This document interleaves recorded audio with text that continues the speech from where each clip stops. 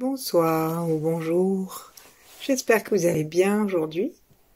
Et pour cette nouvelle méditation, assise ou allongée, je vous propose de nous intéresser aux poumons à nouveau, puisque c'est l'automne, et particulièrement à en activer l'élément, à savoir le métal. Alors si nous sommes assis, regardons-nous et, pour ainsi dire, humons-nous. Les narines et l'odorat font partie du système des poumons. Donc respirons très gentiment, doucement, en cherchant à sentir toutes les odeurs, même les plus infimes, qui se trouvent dans notre environnement, et à sentir notre propre odeur.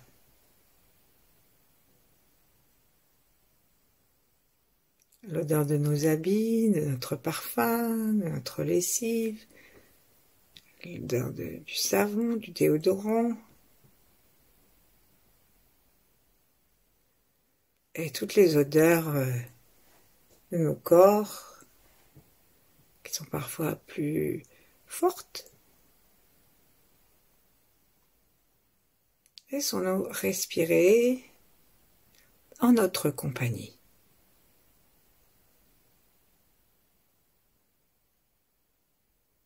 Et à chaque inspiration, détendons-nous un peu davantage dans le plaisir de cette compagnie. Laissons notre bouche s'étirer très légèrement en sourire. Plaçons la pointe de la langue contre le palais, en détendant complètement tout le reste de la langue et le cou.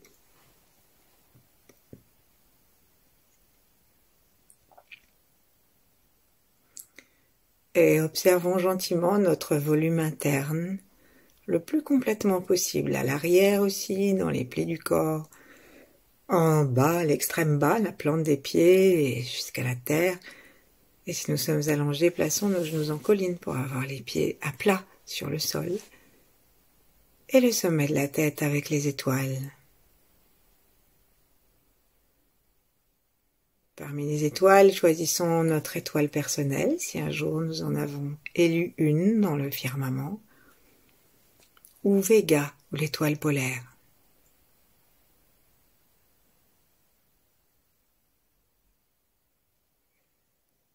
Et entrons en contact. Entrons en contact par l'intention, par le cœur, avec tout ce qui nous entoure, les étoiles et la terre, jusqu'en son centre. Plaçons nos mains en namasté et relions-nous aussi avec ceux qui étaient d'avant nous, particulièrement ceux grâce à qui nous sommes là, tous nos ancêtres. Et puis tous ceux qui viendront après nous, tous ceux qui viendront après nous plutôt, y compris ceux que nous ne connaîtrons jamais.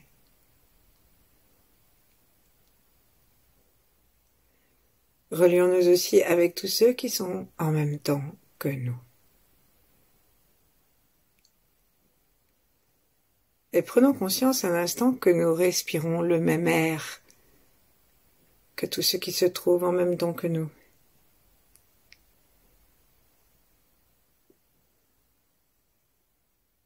Et qu'il n'y a pas donc de distance infranchissable entre nous et les autres.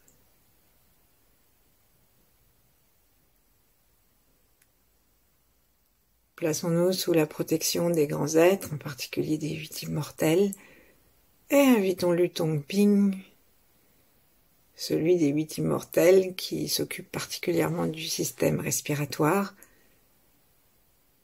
et qui est connu aussi pour être un grand exorciste.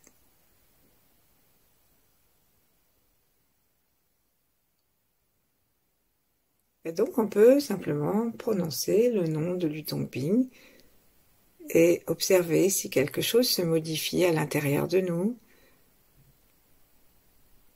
ou dans notre perception de l'environnement. Lutongping. Ping.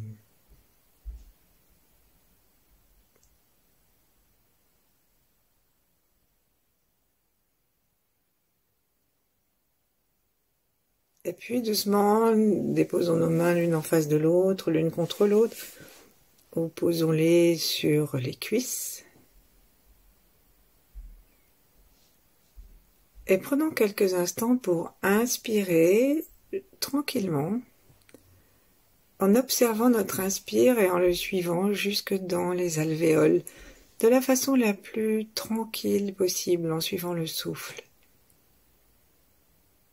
Donc ça commence par l'extérieur et ça monte vers le troisième œil.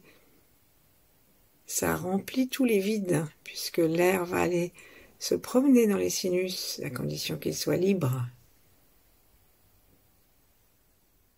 Et puis ça va descendre par l'arrière jusqu'au milieu de la gorge, au milieu des poumons, et de là se séparer en deux, et par une ramification comme un arbre, aller remplir tous nos poumons.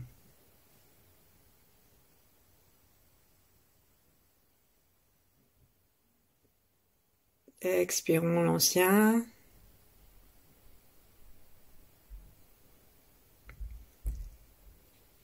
Et imaginons des traînées noires, grises, qui, par leur lourdeur, descendent naturellement dans la terre pour en faire du compost.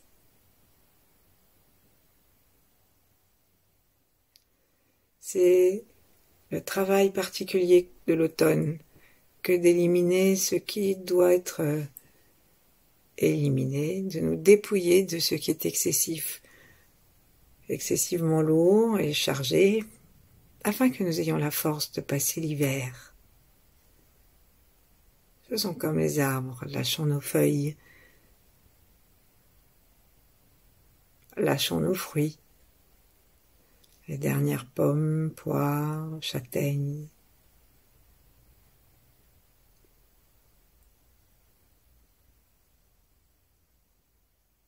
Et demandons-nous ce qui, dans notre existence, nous pèse, comme des fruits qui deviendraient gâteux et qui pourtant resteraient sur l'arbre. Ça arrive parfois, sur les branches, de voir des pommes pourries ou des poires qui restent comme ça, sur la branche, on ne sait pas pourquoi. Donc tout en respirant, demandons à nos poumons, qui ne peuvent pas inspirer plus qu'à un certain volume, qui ne peuvent pas non plus expirer plus qu'à un certain volume, demandons à nos poumons de nous montrer quelle est notre place, quelle est notre envergure.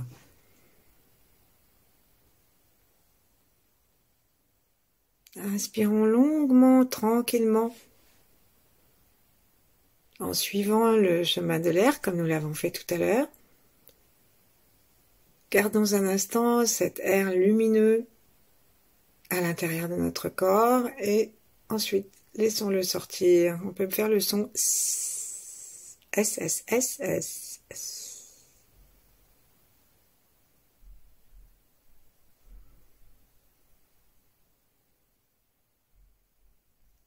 Et puis, en tournant notre regard vers l'intérieur, en invitant une couleur blanc brillante à aller venir nourrir nos poumons, à les baigner et à relayer aussi la lumière que nous inspirons dans chaque inspiration.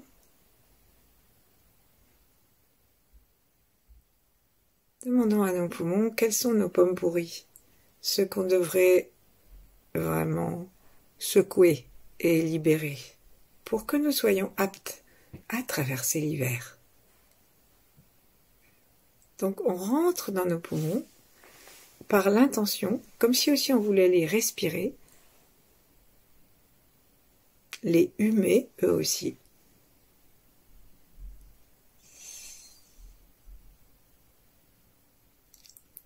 Alors comment faire pour trouver nos pommes pourries? Quelquefois c'est très simple, c'est une relation toxique dont on voit très bien qu'elle nous rend malheureuses, et quelquefois c'est ou malheureux. Quelquefois, c'est plus discret, il faudrait peut-être changer de lieu, d'habitation, enlever tel ou meuble, changer de métier, ou changer de façon d'être. Faire volte-face sur une idée à laquelle nous sommes arc-boutés en pensant que telle est la bonne situation.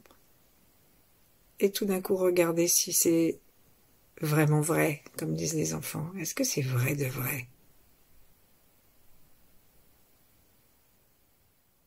Tout ça, ça va nous empêcher de vivre et de rassembler nos forces pour les rigueurs de l'hiver. Respirons tranquillement, regardons à l'intérieur de nos poumons, et on peut même promener nos yeux en leur demandant de nous dire qu'est-ce qui a besoin d'être éliminé maintenant, de quoi devons-nous nous dépouiller?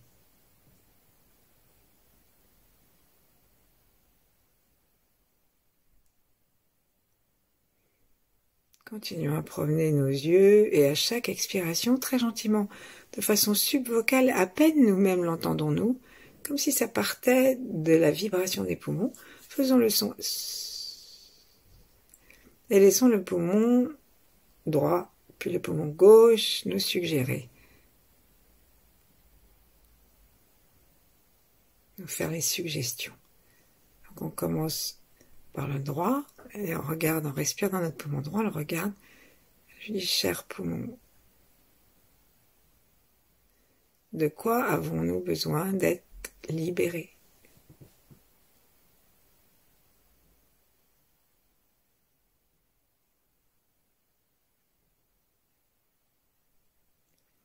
Parfois, nous sommes de ces genres de personnes qui sont tellement serviables qu'elles ne savent pas dire non. Et donc, tout le monde leur demande des services et tant qu'on peut, on pense qu'on peut le faire. Et puis, à un moment, on est juste épuisé, on s'est perdu de vue soi-même.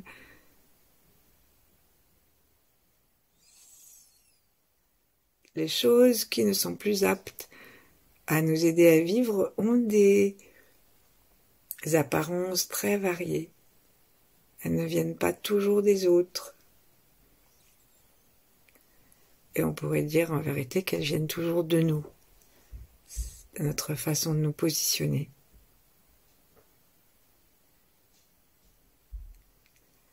Avec bien sûr des nuances.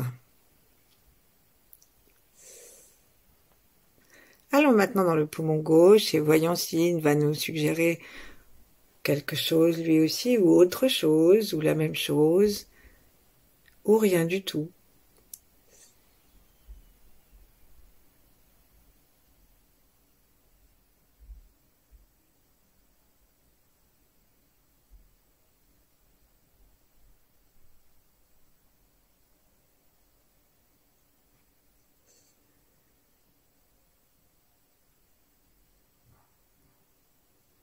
Regardons en particulier, si nous ne voyons pas de phénomène très précis, regardons en particulier notre attitude par rapport à la vie, notre enthousiasme par rapport à la vie, la façon dont nous entrons dans une journée, dans une relation, même avec le boulanger, ou peu importe. Voyons si nous sommes dans la vérité de notre être, ou si nous sommes en train de jouer un rôle, ou de ravaler quelque chose, d'être chagrin.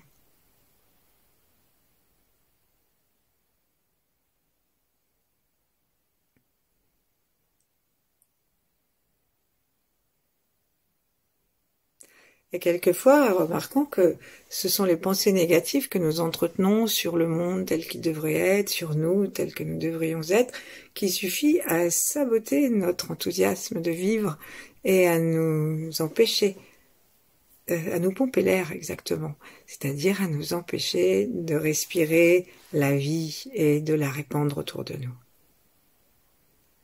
alors c'est le moment de nous intéresser à l'élément qui donne la force de notre poumon et aussi du gros intestin, c'est le métal. Le métal, c'est ce qui nous permet, lorsque nous sommes guerriers, et de nous protéger avec la cuirasse, et de nous défendre éventuellement avec l'épée, et même de récupérer, ou de, en s'en servant d'une façon moins juste, d'élargir un territoire qui n'est pas à nous. Donc le métal, qui est l'élément du poumon, c'est quelque chose qui condense. C'est-à-dire qu'il s'agit de condenser nos forces. Condenser nos forces pour pouvoir nous faire respecter dans notre bien-être, dans notre liberté. Et donc, on va essayer de rencontrer la force du métal. Inspirons profondément. Expirons pour tout vider. Ensuite, imaginons devant notre front, sur l'écran de notre front, imaginons un blanc brillant, imaginons le lac, par exemple, sur lequel le soleil se miroite, et en fait, ça fait comme du mercure, ou comme du fer sur lequel, quand il est bien poli, le soleil se réverbère, le soleil renvoie des rayons. Et donc, on va demander à cette puissance métallique, mais en même temps naturelle, de venir à l'intérieur de nos poumons. Ça fait comme de l'argent, hein, comme du mercure dans les thermomètres autrefois. Alors allons-y, n'inspirez pas le thermomètre, inspirons cet élément du métal avec sa qualité de condensation, sa qualité de puissance et de protection et d'attaque. Et sentons que nous pouvons donc inspirer ces qualités. Et à chaque expire, imaginons que nous avons gagné de l'espace vital.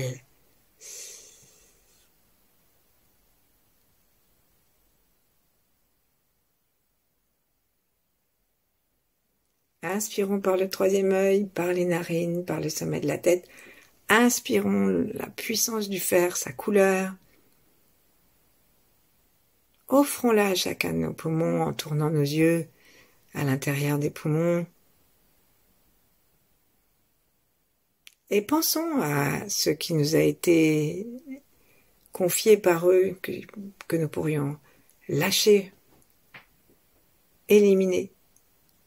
Et sortons-le avec le...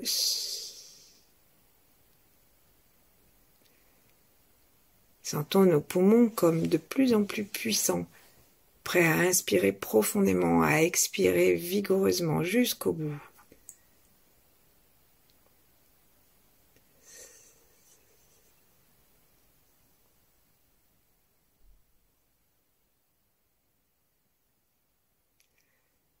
Et demandons à ce que cette condensation, à cette force de métal ne nous engonce pas, mais nous permette d'être simplement plus puissants et de peut-être ne pas avoir besoin de nous servir de ce métal. Mais par exemple, si on regarde les escrimeurs, ils sont très souples, ils font des fentes.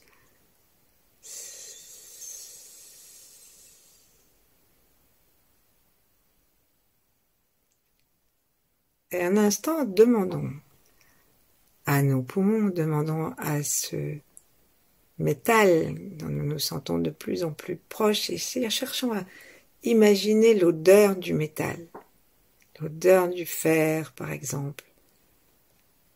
Dans les vieilles clés, lorsqu'on touchait les clés, il y avait des odeurs de clés, de métal. Essayons de nous remémorer ces odeurs et de les offrir à nos poumons. Et demandons-nous ce que nos poumons nous proposent comme action d'escrimeur. Pas seulement de respirer, mais cet enthousiasme qui va nous être redonné, peut-être va nous permettre de poser des actes, des actes de loyauté intérieure qui vont montrer, qui vont justement nous protéger. Il ne s'agit pas d'aller pourfendre notre voisin gratuitement, mais il s'agit d'oser avec la puissance du métal et la puissance de l'air, d'oser nous respecter nous-mêmes et montrer que nous nous respectons. Inspirons. Expirons.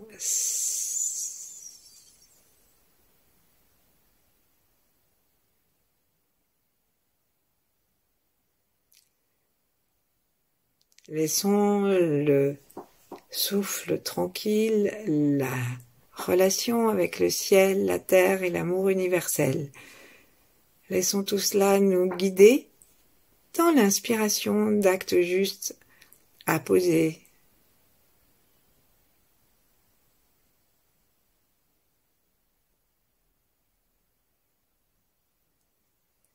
Ces actes peuvent être purement intérieurs, une autre posture, une discipline de notre esprit.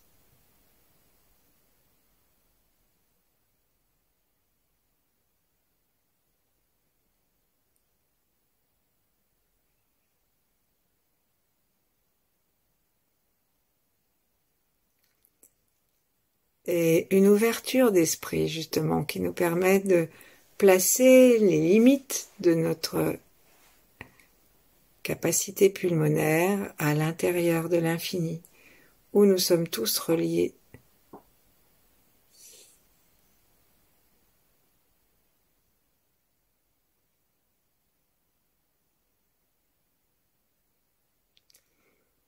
Et demandons à nos poumons de se relier à notre cœur, pour que tous les actes que nous allons poser, si nous en avons choisi,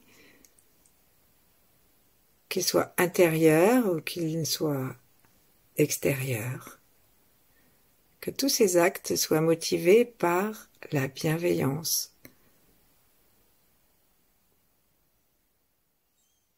l'amour inconditionnel, la sagesse,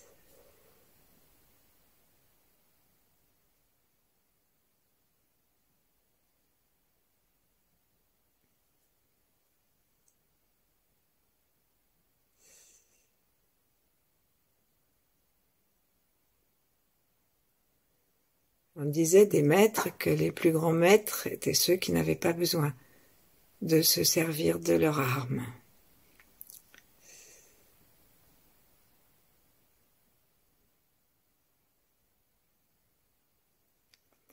Et nous pouvons nous relier à l'état actuel de la planète pour que la place de chacun et l'usage des armes et du métal soit entouré par la bienveillance et la sagesse du Chi.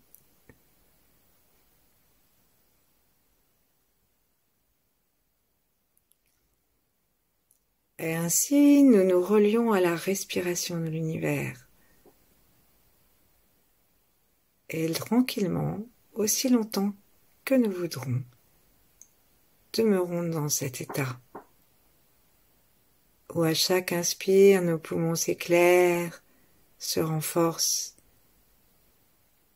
et où la paix grandit avec la sécurité intérieure. Demeurons ainsi le temps qui nous plaira. Merci, à bientôt.